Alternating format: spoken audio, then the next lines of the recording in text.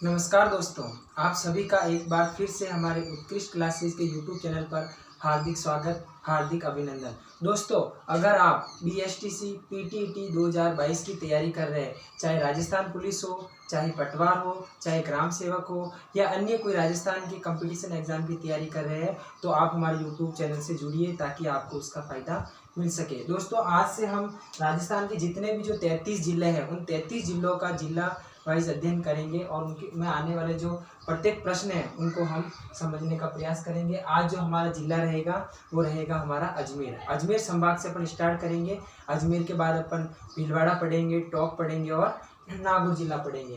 दोस्तों, सबसे पहले अपन बात करते हैं ये अजमेर जिला जो है, कौन सा जिला है अपना? अजमेर।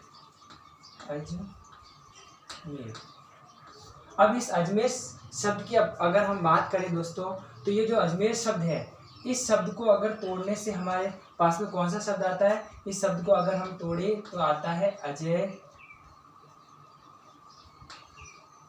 प्लस मेर। जब हम अजमेर शब्द को तोड़ते हैं तो इसका संधि विच्छेद करते हैं तो आता है अजय प्लस मेर, जिसमें अजय का अर्थ होता है दोस्तों, अजय हिंदी में अजय का अर्थ होता है दोस्तों जिसे जीता न जा सके, जिसे जीता न जा सके। दोस्तों, जिसमें अजय का अर्थ होता है जिसे जीता न जा सके। दोस्तों, ये प्रश्न पूछा जा सकता है कि अजमेर का अर्थ क्या होता है, तो अजमेर में अजय प्लस मेर से मिलकर बना है, जिसमें अजय का अर्थ होता है जिसे जीता न जा सके। उसके बाद जो शब्द बचा है अपने पास में मेर, चलो दोस्तों इसको एक साथ में लिख देता हूँ। अजमेर शब्द जो है वो अजय शब्द से, अजय प्लस मेर से मिलकर बना हुआ है, जिसमें अजय का अर्थ होता है,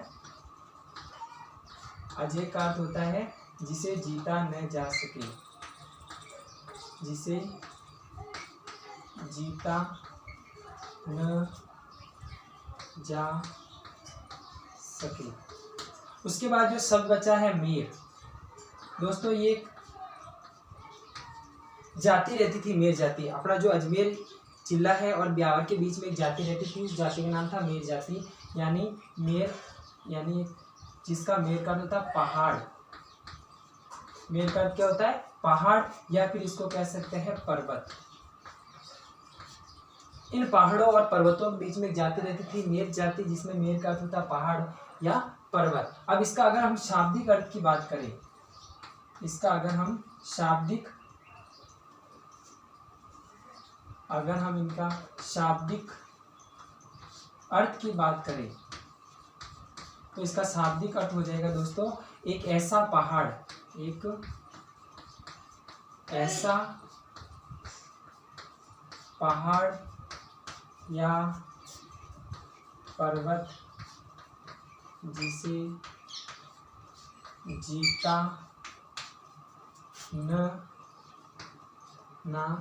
जा सके। दोस्तों, एग्जाम में ये प्रश्न आता है कि अजमेर का शाब्दिक अर्थ क्या होता है, तो अजमेर जो है वो दो शब्दों से मिलकर बना है, अजय प्लस मेर, जिसमें अजय का अर्थ होता है जिसे जीता न जा सके और मेर का अर्थ होता है पहाड़ या पर्वत। इसका शाब्दिक अर्थ पूछे तो हो जाएगा एक ऐसा पहाड़ या पर्वत जिसे जीता न जा सके। अब इसकी बात करते हैं दोस्तों अजमेर की स्थापना।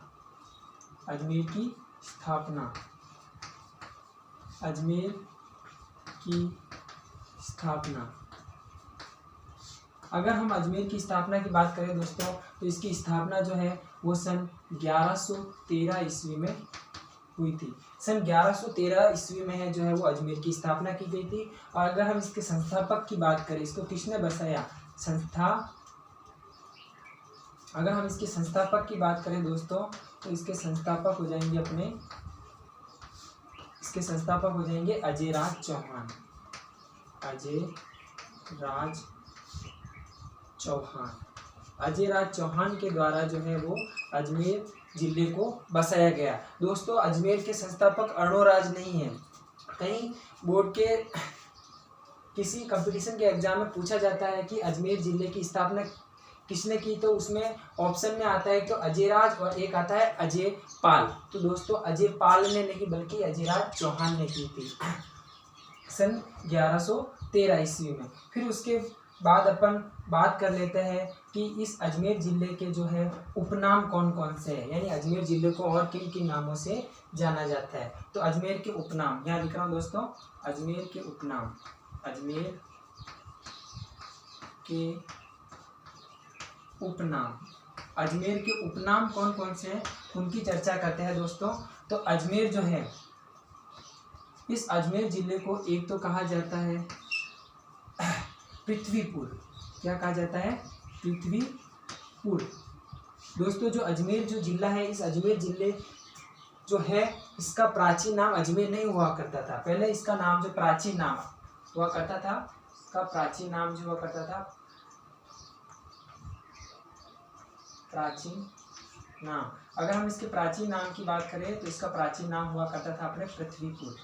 क्या हुआ करता था? पृथ्वीपुर। फिर उसके बाद जो नाम पड़ा उसका नाम पड़ा फिर अजय मेरू। संस्कृत में इसका नाम क्या पड़ा? अजय मेरू। अजय मेरू के बाद में फिर इसका नाम पड़ा अपने अजमेर। तो अगर हम इस अजमेर के उपनाम की बात करें तो सबसे पहले इसका नाम था पृथ्वीपुर। फिर उसके बाद में जो इसका नाम पड़ा दूसरा, वो पड़ा था दोस्तों अपने अजय मेरू। अजय मेरू। अजमेर का जो दूसरा नाम है उपनाम में आता है अजय मेरू। फिर इसका तीसरा जो नाम पड़ा था वो पड़ा था दोस्तों अपने अजमेर, है ना। तो इसके उपनाम की बात करें तो एक हो जाएगा अपने पृथ्वीपुर, एक हो जाएगा अपने अजय मेरू, एक इसे कहा जाता है राजस्थान का मक्का। राजस्थान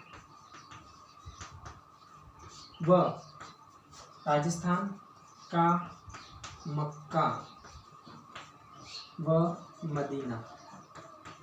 राजस्थान का इसे मक्का का, अगर उपनाम की बात करें तो राजस्थान का इसे मक्का व मदीना कहा जाता है। इसी के साथ साथ में इसे कहा जाता है भारत का मक्का व मदीना। भारत का मक्का व मदीना। फिर उसके बाद अपन पांचवें उपनाम की बात करें तो वो हो जाएगा दोस्तों राजपूताने की कुंजी। राजपूताने की कुंजी, इसे राजपूताने की कुंजी भी कहा जाता है। फिर उसके बाद बात करें अपन तो इसे कहा जाता है सांप्रदायिक सद्भावना का संगम। सांप्रदायिक सद्भावना का संगम। सद्भावना का संगम, इसे कहा जाता है राजस्थान में सांप्रदायिक सद्भावना का संगम। फिर उसके बाद अपन बात करें तो इसे कहा जाता है राजस्थान का हृदय। राजस्थान का हृदय, इसे कहा जाता है राजस्थान का हृदय।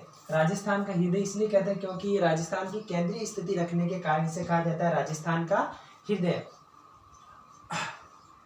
देखो, एक तो इसे कहा जाता है पृथ्वीपुर, एक इसे कहा जाता है अपने अजय मेरू, एक कहा जाता है राजस्थान का मक्का व मदीना, एक कहा जाता है भारत का मक्का व मदीना कहा जाता है, राजपूताने की कुंजी कहा जाता है, सांप्रदायिक सद्भावना का संगम कहा जाता है, और एक कहा जाता है राजस्थान का हृदय कहा जाता है। दोस्तों, ये जो 7 उपनाम जो है ये हमारे अजमेर जो है अजमेर ज़िले के प्रमुख उपनाम है। उसके बाद अपन बात करेंगे दोस्तों कि जो ये अजमेर जो ज़िला है, इस अजमेर ज़िले में अपने जो मुग़ल सम्राट है, मुग़ल सम्राटों का इस अजमेर ज़िले से क्या संबंध रहा है, तो इस अजमेर ज़िले से 4 मुग़ल सम्राटों का संबंध रहा है। 4 मुग़ल सम्राट, 4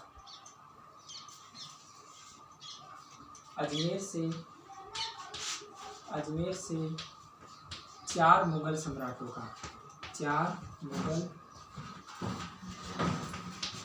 सम्राटों का संबंध रहा है।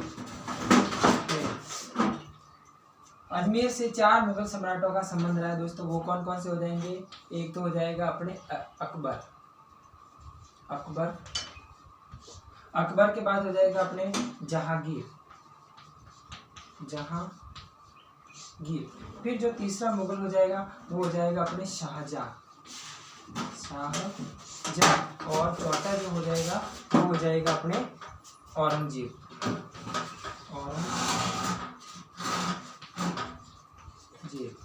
इन 4 मुगल सम्राटों का जो है हमारे अजमेर जिले से इनका संबंध रहा है। सबसे जो पहला मुगल है वो हो जाएगा अकबर, दूसरा हो जाएगा अपने जहांगीर, तीसरा हो जाएगा अपने शाहजहां और चौथा हो जाएगा अपने औरंगजेब।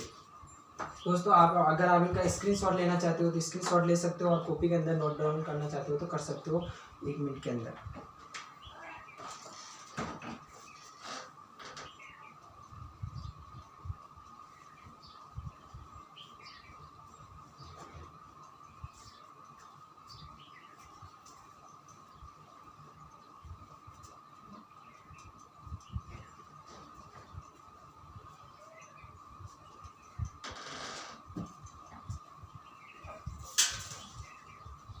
आशा करता हूँ दोस्तों आपने शायद उतार लिया होगा। इसे मैं रब कर रहा हूँ अभी।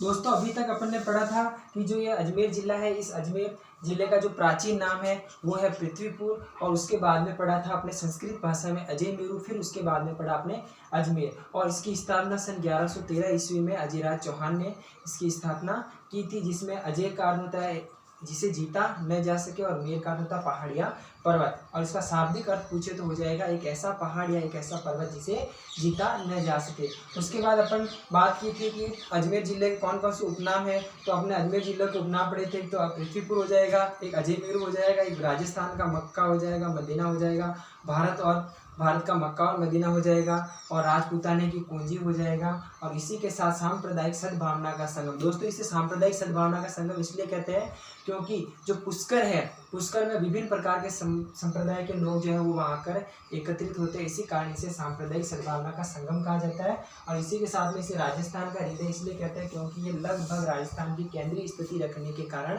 इसे राजस्थान का हृदय कहते हैं। अब दोस्तों हमने पढ़ा था कि हमारे इस अजमेर जिले से 4 मुगल सम्राटों का संबंध रहा है, जिसमें जो था पहला मुगल था उसका नाम था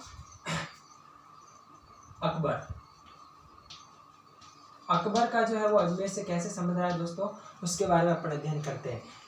दोस्तों अकबर ने, ऐसा कहा जाता है कि अकबर ने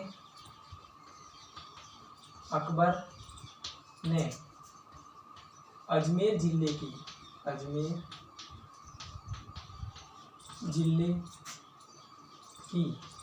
5 बार पैदल यात्रा की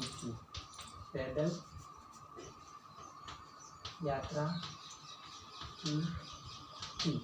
प्रश्न पूछा जाता है दोस्तों कि ऐसा कौन सा मुगल सम्राट है जिसने अजमेर जिले में 5 बार पैदल यात्रा की, जिसमें आएगा जहांगीर आएगा ऑप्शन में, अकबर आएगा, शाहजहां आएगा और औरंगजेब आएगा। तो अकबर ने जो है वो अजमेर जिले में 5 बार पैदल यात्रा की थी। उसके बाद अगर हम और बात करें कि अकबर की जो है हमारे अजमेर जिले में और उन्होंने क्या क्या कार्य करवाए। अकबर ने यहाँ दोस्तों एक किला बनवाया था, है ना। अकबर ने किला बनाया था जिसे कहा जाता है अकबर का किला।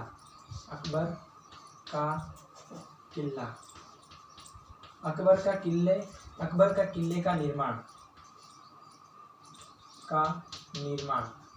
अकबर के किले का जो निर्माण है, इसका निर्माण भी किसने करवाया था दोस्तों, अकबर ने करवाया था। अकबर का जो किला बना हुआ है अजमेर में, इस अकबर के किले का निर्माण भी किसने करवाया था, अकबर ने करवाया था। इसी अकबर का जो किला है, इस किले को कहा जाता है दोस्तों मैगजीन दुर्ग। क्या कहा जाता है, मैगजीन दुर्ग कहा जाता है। इस अकबर के किले को मैगजीन दुर्ग कहा जाता है, और इसी किले को कहा जाता है दौलत खाना। क्या कहा जाता है, दौलत खाना। अब इसे दोस्तों दौलत खाना क्यों कहते हैं, क्योंकि अकबर ने अपने जितने भी जो अस्त्र शस्त्र थे इसी दुर्ग में छिपा कर रखे हुए थे, इसी कारण इसे कहा जाता है दौलत खाना। अब इसकी बात करें कि अकबर ने इसका निर्माण कब कराया था, तो अकबर ने इसका निर्माण कराया था सन 1570 ईस्वी में। सन 1570 ईस्वी में जो है राजस्थान में जो है इस अकबर के किले का निर्माण करवाया था? किसने करवाया था? अकबर ने सन 1570 ईस्वी में इस किले का क्या करवाया था?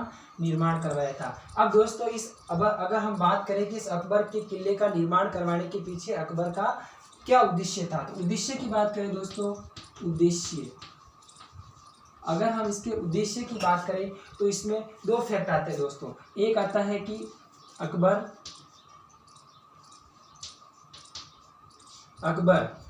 ख्वाजा गरीब नवाज के प्रति समर्पण करने के लिए समर्पण करने के लिए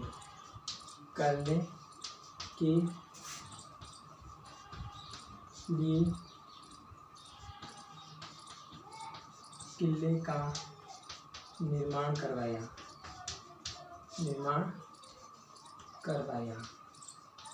दोस्तों इसके बारे में दो फैक्ट बताए जाते हैं कि अकबर ने जो है इस किले का निर्माण क्यों करवाया, उसका क्या कारण था, उसका क्या उद्देश्य था। तो उसमें एक फैक्ट बताया जाता है कि अकबर ने ख्वाजा गरीब नवाज जो अपने अजमेर में जो दरगाह है उसके प्रति समर्पण करने के लिए अकबर ने इस दुर्ग का क्या करवाया? निर्माण करवाया। अब इसका दूसरा, कुछ इतिहासकार ये कहते हैं कि इस अजमेर जिले में अकबर के किले का निर्माण करवाने के पीछे अकबर का दूसरा उद्देश्य ये था कि वह गुजरात के ऊपर नियंत्रण रखना चाहता था।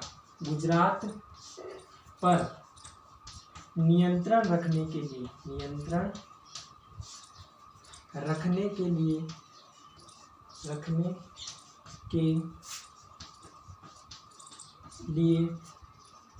अकबर ने इस दुर्ग का निर्माण करवाया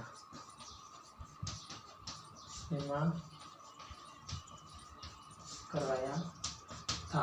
दोस्तों इसका दूसरा फैक्ट यह है कि अकबर का मूल उद्देश्य यह भी था कि वह गुजरात के ऊपर नियंत्रण रखना चाहता था और उस गुजरात पर नियंत्रण रखने के लिए इन्होंने इस दुर्ग का निर्माण कराया ताकि वह गुजरात पर नियंत्रण रख सके और उनके जो अस्त्र और शस्त्र है वो इस दुर्ग के अंदर रख सके, इसीलिए उन्होंने इस दुर्ग का निर्माण कराया। दोस्तों एक प्रश्न यह पूछा जाता है कि राजस्थान में, दूसरा जो पूछा जाता है कि राजस्थान में सहेलियों का बाजार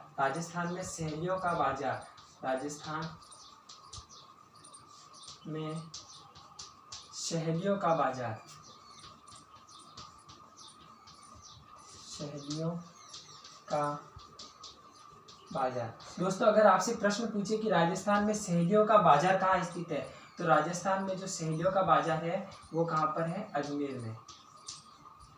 दोस्तों इसी के साथ आप कंफ्यूज हो सकते हो कि राजस्थान में सहेलियों का बाजार कहाँ है, तो ये प्रश्न आएगा। तो राजस्थान में सहेलियों का बाजार कहाँ है? अजमेर में, जिसे वर्तमान में आप चूड़ी बाजार कहते हैं। दोस्तों जब अकबर के समय में जो बाजार अभी वर्तमान में चूड़ी बाजार बोलते हो उसको पहले सहेलियों का बाजार बोला जाता था, अब इसे वर्तमान में क्या कहते हैं? सहेलियों, वर्तमान में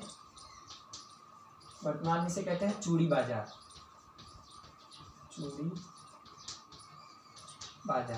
हाँ, इसी से मिलता जुलता एक प्रश्न आता है कि राजस्थान में, नोट करना आपको दोस्तों, नोट करके लिखना है कि राजस्थान में सहेलियों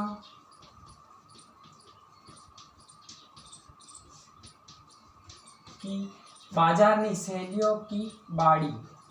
अगर आपसे प्रश्न पूछे दोस्तों कि राजस्थान में सहेलियों की बाड़ी कहाँ पर है, तो इसका उत्तर अजमेर नहीं होगा दोस्तों, इसका उत्तर हो जाएगा अपने उदयपुर। राजस्थान में जो उदयपुर में जो है वो सहेलियों की बाड़ी जो है वो स्थित है। उसके बाद अपन बात करते हैं दोस्तों कि इतना करवाने के बाद अकबर ने एक और निर्माण कराया था। उसमें अकबर ने क्या किया दोस्तों, इतना दुर्ग का निर्माण करवाने के बाद उन्होंने क्या किया था कि एक और निर्माण करवाया था, है ना। फिर उसके बाद में अकबर क्या हो जाता है? मर जाता है। उसके बाद में उसकी सत्ता पर कौन बैठता है? औरंगजेब, जहांगीर। ठीक है दोस्तों। अब अगर हम अकबर के मृत्यु की बात करें, अकबर की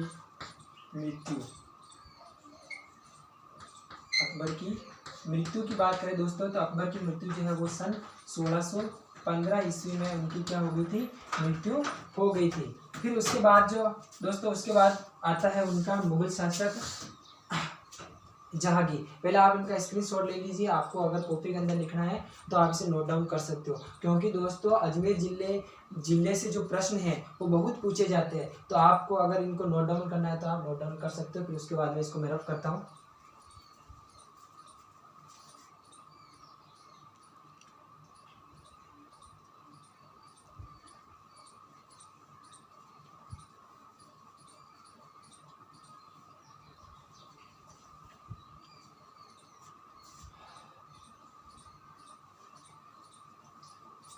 दोस्तों आपने शायद उतार दिया होगा, इसको मैं रब कर लेता हूँ।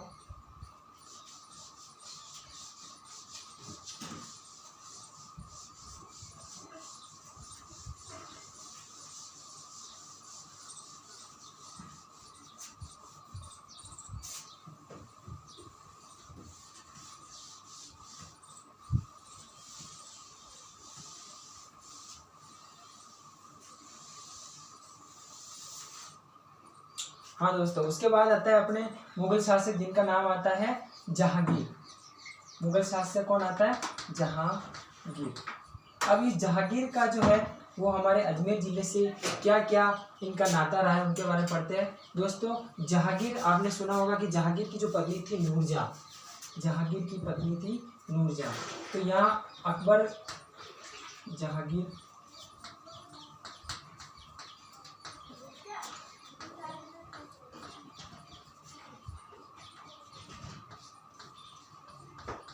अगर हम जहांगीर की पत्नी के नाम की बात करें दोस्तों तो उनका नाम था नूरजहां। दोस्तों ऐसा कहा जाता है कि जहांगीर ने नूरजहां जो है वो कहा कि उनसे रूठकर तारागढ़ दुर्ग में आ गई थी। जो अपने जो अजमेर का जो तारागढ़ दुर्ग है उस दुर्ग में रूठकर आ गई थी। और ऐसा कहा जाता है कि जहांगीर इसे जो है वो 21 बार मनाने के लिए इस दुर्ग में गया, लेकिन नूरजहां नहीं मानी। फिर लास्ट में क्या हुआ कि ये जहांगीर जो है वो यहाँ छोड़कर वो आगरा में जा रहा था। उस समय कहा जाता है कि नूरजहां जो है वो मान गई थी और जहांगीर के साथ चली गई थी। इसके बाद में इसकी फैक्ट की बात करें कि जहांगीर नूरजहां को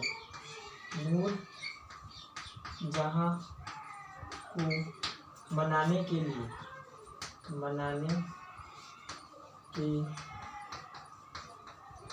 के लिए 21 बार आया। कहाँ पर? तारागढ़ दुर्ग में 21 बार आया, लेकिन नूरजहां नहीं मानी।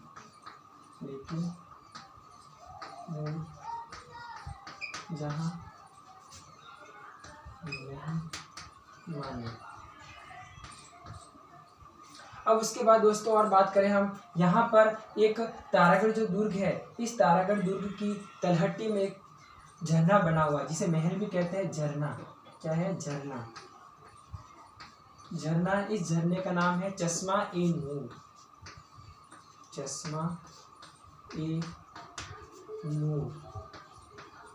चश्मा-ए-नूर का एक झरना है जिसे हम महल भी कहते हैं। यह कई इतिहासकार में कई किताबों में लिखा हुआ है कि यह एक प्रकार का झरना, और किसी किताबों में लिखा हुआ है कि यह एक प्रकार का महल है। फिर उसके बाद अपन बात करें दोस्तों कि इसका जो निर्माण है चश्मा-ए-नूर का जो निर्माण है वो किसने करवाया था? अगर हम निर्माण की बात करें दोस्तों तो इसका निर्माण जो है वो किसने करवाया था? जहांगीर ने जो है वो इसका निर्माण जहांगीर ने इसका जो है वो क्या करवाया? निर्माण करवाया था। अब दोस्तों उसके बाद अगर हम बात करें कि यहाँ पर अजमेर जिला जो ये अपना अजमेर जिले में एक झील है जिसका नाम है आना सागर झील। कौन सी झील है? आना सागर झील। इस आना सागर झील जो है, इस आना सागर झील के पास में एक बारहदरी बनी हुई है। क्या बनी हुई है? बारहदरी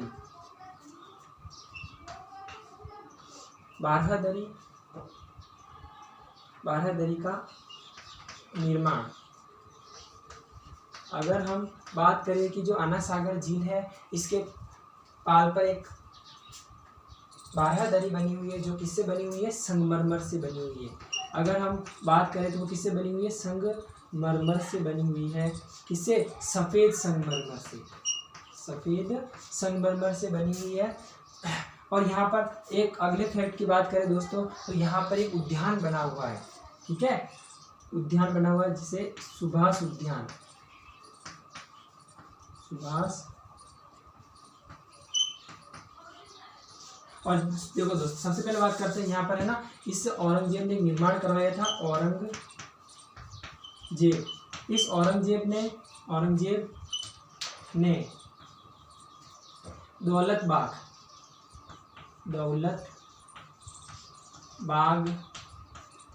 का निर्माण करवाया, निर्माण करवाया। औरंगजेब ने दौलत बाग का निर्माण करवाया। इस दौलत बाग को वर्तमान में क्या कहा जाता है? वर्तमान में इसे सुभाष उद्यान कहा जाता है दोस्तों। क्या कहा जाता है? सुभाष उद्यान कहा जाता है। वर्तमान में जो औरंगजेब ने जो है दौलत बाग का निर्माण करवाया था, उस समय दौलत बाग कहा जाता है, लेकिन वर्तमान में इसे सुभाष उद्यान कहा जाता है। दोस्तों अगर हम दौलत बाग, इसका नाम दौलत बाग क्यों रखा था? दोस्तों औरंगजेब जो है वो चित्रकला सीखते थे पहले, और उन्होंने जो चित्रकला जो है वो किनसे सीखी थी? दौलत खां था एक, उन दौलत खां से उन्होंने और ये चित्रकला सीखी थी, और उसी की याद में उन्होंने औरंगजेब ने एक दौलत बाग का निर्माण करवाया था, जिसे वर्तमान में क्या कहा जाता है? उसे कहा जाता है सुभाष उद्यान। फिर उसके बाद में दोस्तों कहते हैं कि जहांगीर की मृत्यु हो जाती है, और उसके बाद में आता है दोस्तों शाहजहां, और उसके बाद आता है दोस्तों औरंगजेब।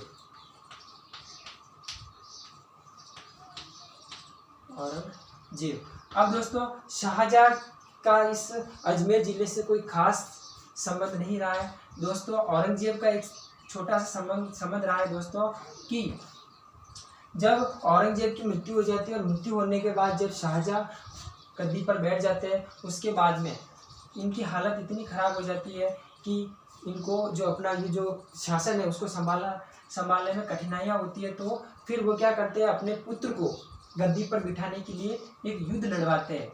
उसे कहा जाता है, उस युद्ध का नाम है दोस्तों दोराई का युद्ध। दोराई का युद्ध, उस युद्ध का नाम आ जाएगा दोस्तों दोराई का युद्ध। अगर इस दोराई के युद्ध की बात करें दोस्तों, ये जो दोराई है ये हमारे कहाँ पर है? अजमेर जिले में आती है। दोराई क्षेत्र जो है वो अजमेर जिले में आता है, और जिले में आता है ना। और इसका मुख्य उद्देश्य था, इस शाहजहां के 4 पुत्र थे, है ना। तो 4 पुत्रों में से जो युद्ध जीतेगा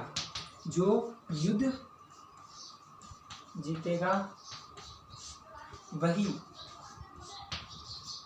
शासन करेगा।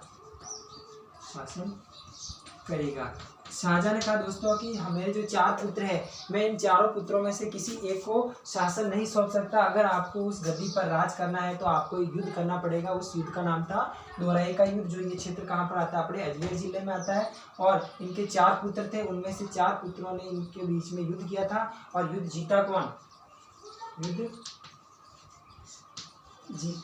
युद्ध कौन जीता दोस्तों? औरंगजेब जीत गया था। कौन जीत गया था? औरंगजेब जो है वो युद्ध जीत गया था। और उस औरंगजेब ने जो है वो क्या कर ली थी?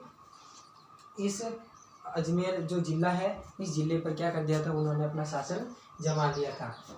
दोस्तों एक प्रश्न ये भी पूछा जाता है कि सर थॉमस रो जो है वो हमारे अजमेर जिले में कब आए? तो सर थॉमस रो जो है वो सन 10 दिसंबर सन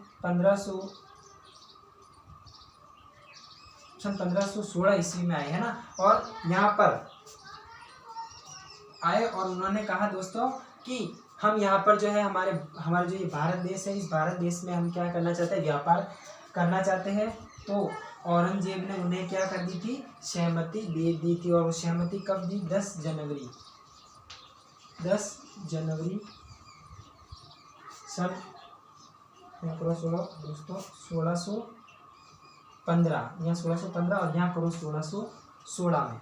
ठीक है दोस्तों, 10 दिसंबर 1615 ईस्वी में तो सर थॉमस रो जो है वो हमारे अजमेर ज़िले में आए और इन्होंने कहा किनसे, औरंगजेब से, कि है मुगल बादशाह हम जो है जो हमारा जो ये भारत है, इस भारत देश में क्या करना चाहते हैं, व्यापार करना चाहते हैं। और औरंगजेब ने उनको इस हमारे देश में व्यापार करने की सहमति दे दी। और ये सहमति कब दी, 10 जनवरी सन 1616 ईस्वी में। दोस्तों आज हम अजमेर का जो जिला दर्शन पार्ट है आज यहीं तक करेंगे। आगे जो पार्ट दूसरा रहेगा उसमें हम और अजमेर ज़िले के बारे में अध्ययन करेंगे। दोस्तों अगर आपने कल की जो क्लास थी जिसमें हमारा टॉपिक था राजस्थान के 7 संभाग, अगर वो क्लास नहीं देखी है तो आप उस क्लास को ज़रूर देखें, ताकि आपको राजस्थान के जितने संभाग हैं उनमें जनसंख्या में कौन सा संभाग बड़ा है, कौन सा छोटा है, क्षेत्रफल में कौन बड़ा है, उनके बारे में आपको आसानी से आप क्या कर सको, उसको समझ सको। तो आप दोस्तों वीडियो को लाइक करें, शेयर करें और सब्सक्राइब करें चैनल को। धन्यवाद। आप इसी प्रकार आपका प्यार स्नेह हमारे ऊपर बनाए रखें। बहुत बहुत धन्यवाद आपका।